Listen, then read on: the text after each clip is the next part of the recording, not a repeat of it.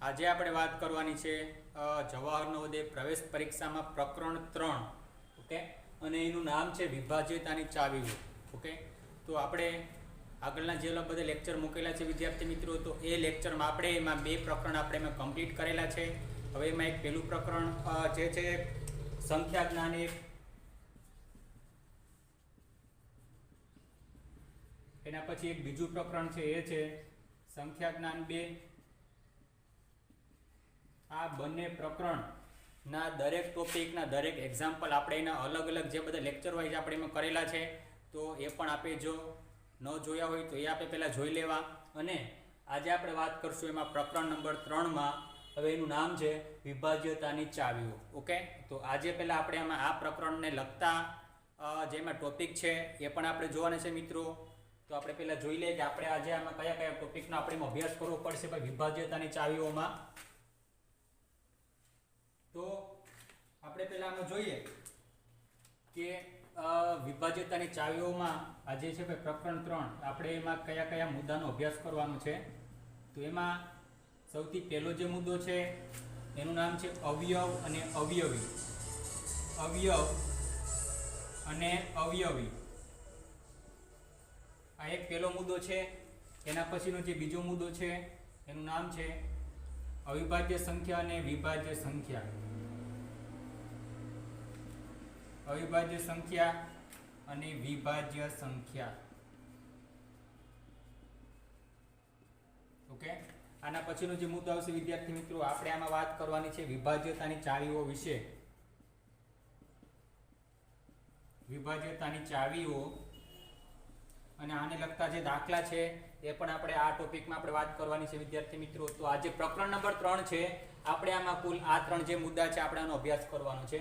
અને આ લેક્ચરમાં આપણે વાત કરશું અવયવ અને અવયવી. આ જે ટોપિક છે પહેલો ટોપિક, એ પૈકી આપણે એમાં આ એક મુદ્દો જે છે અવયવ, તો આપણે આજે આની વાત કરશું. અવયવ એટલે શું અને આને લગતા જે દાખલા છે એ પણ આપણે જોવાના છે મિત્રો. અને આ મુજબના દાખલા તમારે જે એક્ઝામમાં આવે છે તો એ પણ આપણે જોઈશું. તો આપણે પહેલાં એનું શરૂ કરતા પહેલાં આ તમે જે તમારી બુક છે એમાં નોંધ કરો.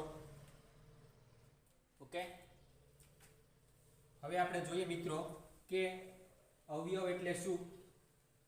ઓકે, અવયવ ટોપિક જે છે આપણે આજે એના વિશે વાત કરવાની છે.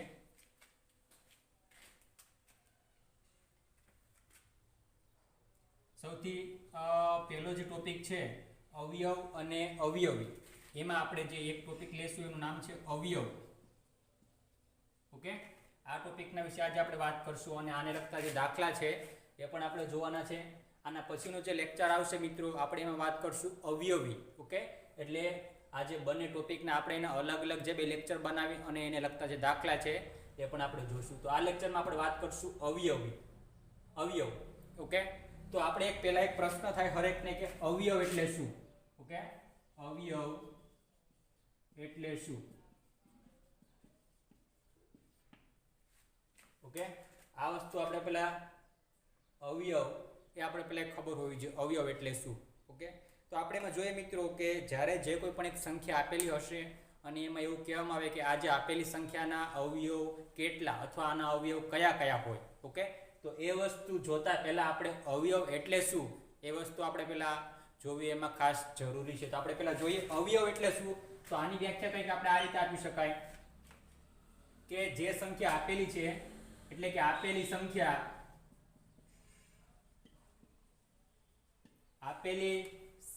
આપેલી સંખ્યા જેના ઘડિયામાં આવે અથવા તો જે સંખ્યાના ઘડિયામાં આવે. ઘડિયા એટલે કે પાળ આપણે આવે ને 1 થી 10 અને 11 થી 20, એમાં કે આપેલી સંખ્યા જેના ઘડિયામાં આવે. ઓકે, તો જે સંખ્યાના ઘડિયામાં આવે એ સંખ્યાને આપેલી સંખ્યાનો અવયવ કહેશું. તો આને આપણે આ રીતે લખશું વ્યાખ્યા કે આપેલી સંખ્યા જેના ઘડિયામાં આવે તે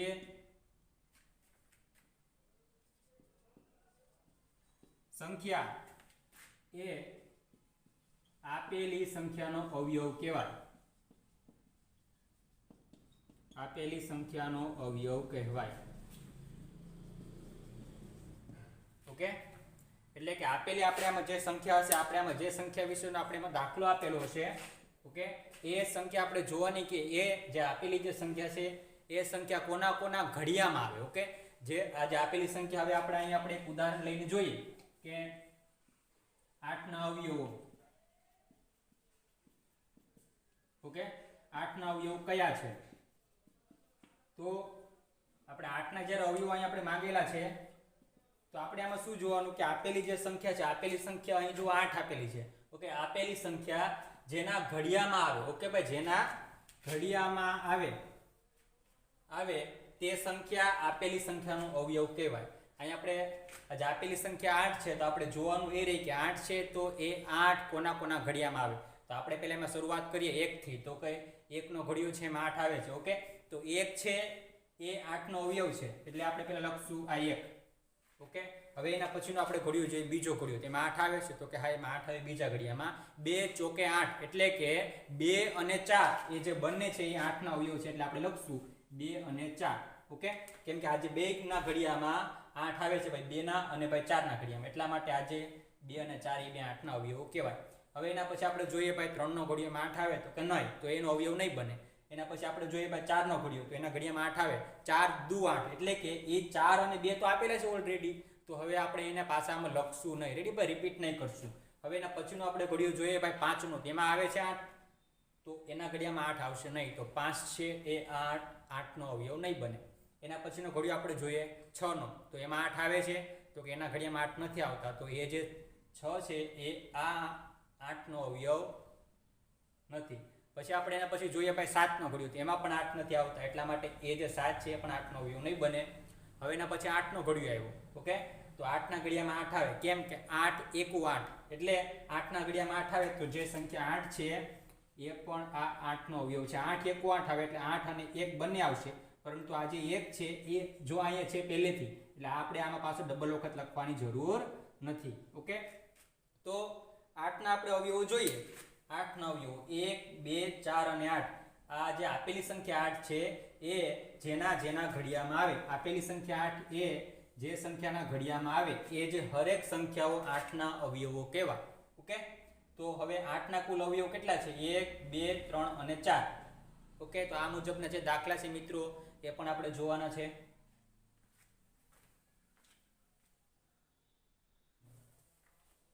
આ દાખલો આપણે જોઈએ મિત્રો. આમાં શું વાત કરેલી છે કે 12 ના અવયવો પાડો. જો અહીંયા આપણે માંગેલું છે 12 ના અવયવો, તો આપણે આમાં શું કરશું? ઓકે, કે અહીં જે સંખ્યા આપેલી છે 12, તો આ જે 12 છે એ સંખ્યા કોના કોના ઘડિયામાં આવે? ઓકે, અને આ જે 12 છે એ જે સંખ્યાના ઘડિયામાં આવશે એ હરેક સંખ્યાઓ 12 ના અવયવ બનશે. તો આપણે પહેલા જોઈએ કે 1 ના ઘડિયામાં 12 આવે છે. ઓકે, 1 ના ઘડિયામાં 12 આવે, એટલે 1 નો ઘડિયો ક્યાં પૂરો થઈ જાય? 1 દાન 10. પછી આગળ જોઈએ 1 ગુણ્યા 11, તો 11, એ પછી 1 ગુણ્યા 12, તો 12. આ રીતે આગળ તમે જાઓ તો આ શું કરશે? હાઈલા જ કરશે. એટલા માટે હરેક જે બધી સંખ્યાઓ છે એનો સૌથી નાનામાં નાનો અવયવ 1 હોય, અને હરેક બધી સંખ્યાનો સૌથી મોટામાં મોટો અવયવ આપેલી સંખ્યા પોતે જ હોય. એટલે આ સંખ્યા જે 12 છે, હવે આનો સૌથી મોટો અવયવ આપેલી સંખ્યા પોતે છે, એટલા માટે 12 છે. અને જે કોઈ પણ સંખ્યાનો સૌથી નાનામાં નાનો અવયવ 1 હોય. ઓકે, આ વસ્તુ તમે એમાં ખાસ ધ્યાન રાખજો મિત્રો. હવે આપણે જોવાનું એ રહે કે આ જે 12 આપેલા છે, તો આ જે 12 નો સૌથી મોટામાં મોટો અવયવ તો કે આપેલી સંખ્યા પોતે, એટલે કે 12 જ થાય. અને આ સંખ્યા 12 છે એનો સૌથી નાનામાં નાનો અવયવ તો કે 1. હવે આપણે જોવાનું એ રહે કે આ જે 12 આપેલા છે, હવે એનો આ જે મોટો અવયવ છે 12, તો હવે આના એ જે બાકીના અવયવો છે એ આના કરતા હંમેશા નાના જ હશે. ઓકે, તો આ તો આપણે 1 થઈ ગયો. હવે આપણે એના પછીનો જોઈએ ભાઈ બીજો ઘડિયો, તેમાં 12 આવે, 2 6 12, એટલા માટે 2 અને 6 આ જે બંને છે એ આના અવયવ થશે 12 ના. ઓકે, આપણે એના પછી હવે જોઈએ ભાઈ 3 નો ઘડિયો, તો એમાં પણ 12 આવે, 3 ચોકે 12, એટલે કે 3 અને 4. આ પણ બંને પણ આ જે 12 ના અવયવ થાય. હવે એના પછી આપણે જોઈએ ભાઈ 4 નો ઘડિયો, તો કે 4 ના ઘડિયામાં 12 આવે, 4 તેરી 12, એટલે 4 અને 3. તો આ જે બે સંખ્યા આવી ગઈ, તો હવે આપણે પાછી એમાં રિપીટ કરવાની જરૂર નથી. હવે એના પછી આપણે જોઈએ ભાઈ 5 નો ઘડિયો, તો એમાં 12 નથી આવતા, એટલે એ આ જે 12 નો અવયવ નહીં થાય. પછી હવે આપણે જોઈએ એના પછીનો ઘડિયો ભાઈ 6 નો ઘડિયો, તો એમાં 12 આવે, 6 દુ 12, એટલે 6 અને 2, તો એ પણ આ જે બે સંખ્યા આપેલી છે તો એ પણ આપણે આમાં પાછી આમાં કંઈ લખવાની થતી નથી. હવે આપણે જોઈએ ભાઈ 7 નો ઘડિયો, તો એમાં 12 નહીં આવે.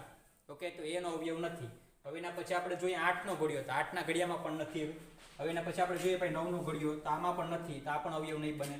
એના પછી આપણે જોઈએ 10નો ઘડિયો, આ પણ જો આમાં પણ નહીં આવે 12, તો આ પણ એનો અવયવ નથી. આપણે પછી 11નો ઘડિયો જોઈએ, તો આમાં 12 નહીં આવે, તો આ પણ એનો અવયવ નથી. હવે પછી જોઈએ 12નો ઘડિયો. ઓકે, કે આ જે 12 છે તો એના ઘડિયામાં 12 આવે, તો કે 12 × 12.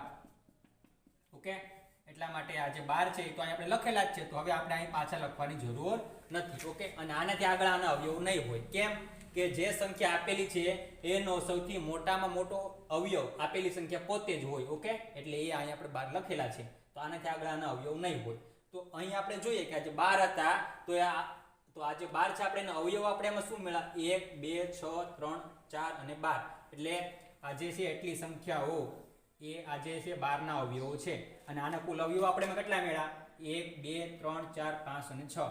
ઓકે, અને આમાં એમ પણ પૂછી લે કે જો આપણે આમાં આ રીતે પણ પૂછી લઈએ કે 12 ના અવયવો કેટલા થાય. ઓકે, આ પણ એક પ્રશ્ન બની જાય કે 12 ના અવયવો કેટલા છે. ઓકે, તો અહીંયા આપણે જે ઓપ્શન આપેલા હોય એમાં 6, બી માં 4, સી માં 8 અને ડી માં 5. ઓકે, આ રીતે આપેલા હોય.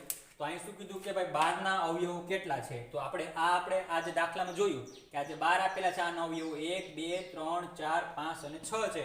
ઓકે, તો આના જે 12 ના અવયવો થાય 6 અને એ આપેલા છે ભાઈ એ ઓપ્શનમાં. ઓકે, તો આ મુજબના પણ દાખલા પૂછી લે. અને કદાચ આમાંથી હજી એક પ્રશ્ન બની જાય કે 12 નો સૌથી મોટો અવયવ, 12 નો સૌથી મોટો અવયવ કયો?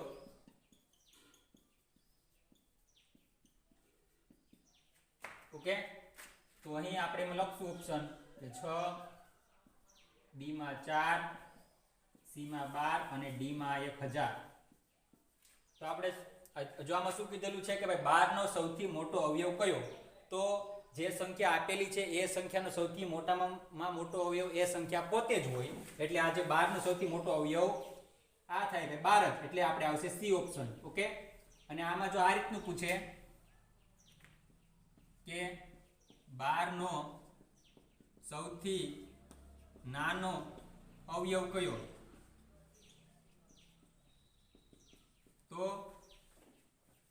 આપણે આમાં લખશું ભાઈ કોઈ પણ સંખ્યાનો સૌથી નાનામાં નાનો અવયવ એક જ હોય. ઓકે, કોઈ પણ સંખ્યાનો સૌથી નાનામાં નાનો અવયવ હંમેશા એક જ હોય. અહીં આપણે શું માંગ્યું છે ભાઈ 12 નો અવયવ, તો આનો પણ થાય 1. એટલે કે 12 નો સૌથી નાનામાં નાનો અવયવ 12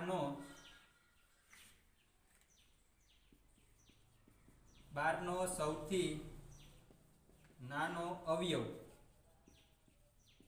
1 છે. ઓકે, કોઈ પણ સંખ્યાનો સૌથી નાનામાં નાનો અવયવ 1 હોય અને કોઈ પણ સંખ્યાનો સૌથી મોટામાં મોટો અવયવ આપેલી સંખ્યા પોતે જ હોય. ઓકે, આ મુજબના દાખલા તમારે ખાસ આવે છે પરીક્ષામાં, આ ખાસ ધ્યાન રાખજો મિત્રો.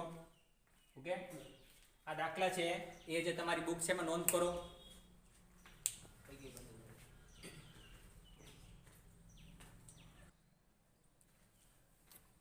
આ દાખલો આપણે જોઈએ મિત્રો, આમાં શું વાત કરેલી છે? 18 નો સૌથી નાનો અવયવ અને સૌથી મોટો અવયવનો સરવાળો શું થાય? તો આપણે આમાં શું કીધું કે જે સંખ્યા આપેલી છે 18, ઓકે, આનો સૌથી નાનો અવયવ લેવાનો છે અને એના પછી આમાં શું કીધું બીજું? સૌથી મોટો અવયવ. આ જે બે અવયવોનો આપણે અહીં શું માંગ્યું છે? સરવાળો કરવાનો કીધો છે. ઓકે, તો આપણે જોઈએ પહેલા, તો આમાં આપણે પહેલા શું લેવું પડશે કે આ જે આપેલી સંખ્યા 18 છે, તો આના 18 ના અવયવો એમાં કયા કયા આવે એ આપણે પહેલા જોવું પડશે. અને એમાંથી 18 નો સૌથી નાનો અને 18 નો સૌથી મોટો અવયવ એ આપણે જોવાનું. તો આપણે પહેલા આના આ જે અવયવ લેવાના છે 18 ના, એ પૈકી આપણે એમાં સૌથી નાનો અવયવ 1 હોય. ઓકે, અને આ જે આપેલી સંખ્યા છે 18, હવે એનો એમાં સૌથી મોટામાં મોટો અવયવ આપેલી સંખ્યા પોતે જ હોય, એટલે કે 18. ઓકે, આ બે થઈ ગયા. આપણે આ જે બેની જ હતી, આ જે બેની જ આપણે આમાં જરૂર હતી અને એ આપણે એમાં લખી નાખ્યા છે. હવે આ સિવાયના બાકીના જે અવયવો છે તો એ પણ જોઈ લઈએ આપણે. એમાં આ જે 18 છે, હવે એ આવશે ભાઈ 2 ના ઘડિયામાં આવે 2 9 18, એટલે 2 અને 9. ઓકે, હવે એના પછી આ જે 18 છે હવે એ ભાઈ કોના કોના ઘડિયામાં આવે તો કે હવે એ પછી આવશે ભાઈ 3 ના ઘડિયામાં અને એ આવે છે 3 6 18 એટલે કે 3 અને 6. ઓકે, પછી 7 ના ઓલામાં નહીં આવે, પછી 8 માં નહીં આવે, પછી ભાઈ 9 માં તો એ આવી ગયા. રેડી, 9 દુ એટલે આ બે આવી ગયા ભાઈ 9 અને 2 તો એ આપણે હવે આમાં પાછા નહીં લખવાના. હવે એના પછી આપણે જોઈએ ભાઈ 10 નો ઘડિયો એમાં નહીં આવે, હવે પછી 11 માં નહીં આવે, 12 માં નહીં આવે, 13 માં નહીં આવે, 14 માં નહીં આવે, 15 માં નહીં આવે, હવે પછી ભાઈ 16 માં નહીં આવે, 17 માં નહીં આવે અને ડાયરેક્ટ આવશે 18 માં અને આવશે 18 1 18 તો એ 18 આવી ગયા. ઓકે, 18 અને 1 હવે આપણે આમાં પાછા લખવાની જરૂર નથી. તો આપણે જોઈએ કે આ જે 18 આપેલા છે તો આમાં કુલ અવયવ કેટલા આવ્યા? 1 2 3 4 5 અને 6 કુલ અવયવો છે. ઓકે, તો આ પૈકી આપણે એમાં શું લેવાનું? સૌથી નાનો અવયવ એટલે કે આ 1 અને સૌથી મોટો અવયવ એટલે કે 18. આ જે બે અવયવોને આપણે શું માંગ્યું છે મિત્રો? સરવાળો. તો અહીંયા આપણે લખશું કે સૌથી નાનો અવયવ તો એમાં થાય 1 એટલે આપણે 1 લેશું અને આની નીચે આપણે લખશું સૌથી મોટો અવયવ.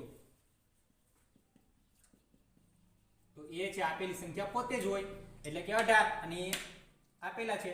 તો આ જે બંને સંખ્યાને આપણે શું કરશું મિત્રો? સરવાળો. તો 1 અને 8 9 અને આ 1 એટલે કે થાય 19. આ મુજબનો જે જવાબ તમારા આન્સર શીટમાં આપેલો છે એમાંથી અંકિત કરવાનો છે અને આ મુજબનો જવાબ અહીં આપેલો છે ભાઈ સી માં. તો આપણે આન્સર શીટમાં જે છે ભાઈ સી ઓપ્શન આપણે એને આવી રીતે ઘટ કરશું સંપૂર્ણ. ઓકે, તો આ મુજબના પણ દાખલા પૂછાઈ જાય મિત્રો એટલે આમાં ખાસ કાળજી રાખજો. આ દાખલો તમારી બુકમાં નોંધ કરો મિત્રો.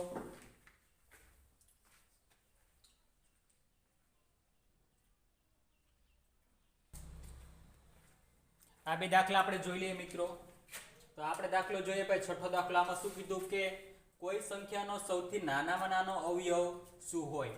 ઓકે, તો જે કોઈ પણ સંખ્યા આપેલી હશે એ સંખ્યાનો સૌથી નાનામાં નાનો અવયવ એટલે જે કોઈ પણ સંખ્યા આપેલી હશે એ સંખ્યાનો સૌથી નાનામાં નાનો અવયવ 1 હોય. ઓકે, આ તમે ખાસ યાદ રાખજો અને એ આપેલું છે અહીં ડી ઓપ્શનમાં. ઓકે, તો કોઈ પણ સંખ્યાનો સૌથી નાનામાં નાનો અવયવ 1 હોય.